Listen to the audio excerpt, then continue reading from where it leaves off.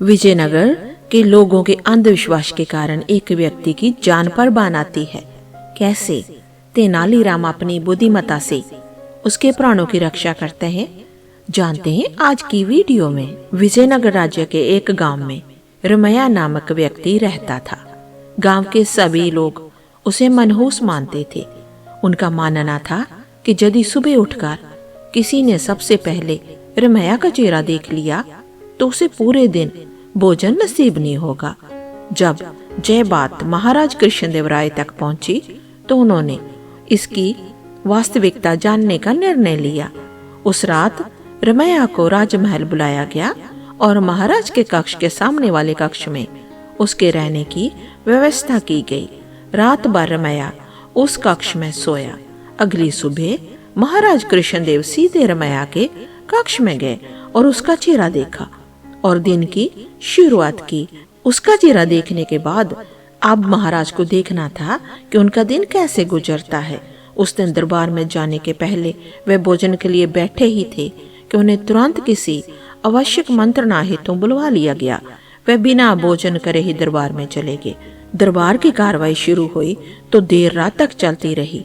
दरबार की कार्रवाई समाप्त होने तक महाराज कृष्णदेव राय को जोरों की भूख लग गई थी। जब उन्हें भोजन परोसा गया तो उन्होंने देखा कि उनकी थाली पर मक्खी बैठी हुई है। उन्होंने भोजन छोड़ दिया और अपने शयन कक्ष में चले गए। कुछ देर बाद रसोइया जब फिर भोजन बनाकर लाया तब तक उनकी भूख मर चुकी थी। वे बिना खाए सो गए। अब महाराज को विश्वास हो गया कि रमैया मनहूस है। उन्होंने उसे फांसी पर चढ़ा देने का आदेश दे दिया। रमैया की फांसी की बात जब उसकी पत्नी तक पहुंची तो वो रोते रोते तेनालीराम के पास गई और उससे सहायता की गुहार लगाई। तेनालीराम ने उसे आश्वासन देकर घर भिजवा दिया। अगली सुबह जब सैनिक रमैया को फांसी पर लटकाने के लिए ले जा रहे थे तो रास्ते में उनकी भेंट तेनालीराम से हुई। तेनालीराम ने रमैया के कान में कुछ कहा और चला गया। इधर फांसी गृह पहुंचने के बाद सैनिकों ने रमैया से उसकी अंतिम इच्छा पूछी। रमैया ने कहा, मैं महाराज को एक संदेश भिजवाना चाहता हूँ। एक सैनिक द्वारा वह संदेश महाराज तक पहुंचाया गया। संदेश इस प्रकार था, महाराज, सुबह सबसे पहले मेरा चेहरा देखने से किसी को पूरे दिन भोजन नसीब नहीं होता, लेकिन महाराज आपका मुंह देखने पर तो जीवन से हाथ धोना पड़ता है। बताइए इससे कि ऐसे में कौन ज्यादा मनहूस है। संदेश पढ़ने के बाद महाराज को अपनी अंधविश्वासी सोच पर शर्म आई। उन्होंने सैनिक से ये कहकर रमैया को वापस बुलवाया और पूछा कि उसे ऐसा संदेश भेजने पर किसने परामर्श दिया था। रमैया ने तेनालीराम का नाम लिया।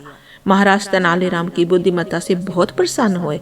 उन्होंने रमैया की फांसी की सजा खारिज कर दी और तेनालीराम को इनाम दिया और इस तरह तेनालीराम की वजह से रमैया के प्राण बच गए।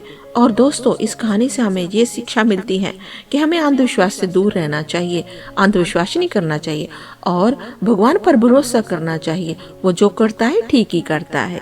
फिर मिलते हैं एक और नई कहानी के साथ। हाँ दोस्तों, आपको ये स्टोरी कैसी लगी? आपको अच्छी लगी तो कमेंट बॉक्स में हमें जरूर लिखें। फिर मिलते हैं। धन्यवाद।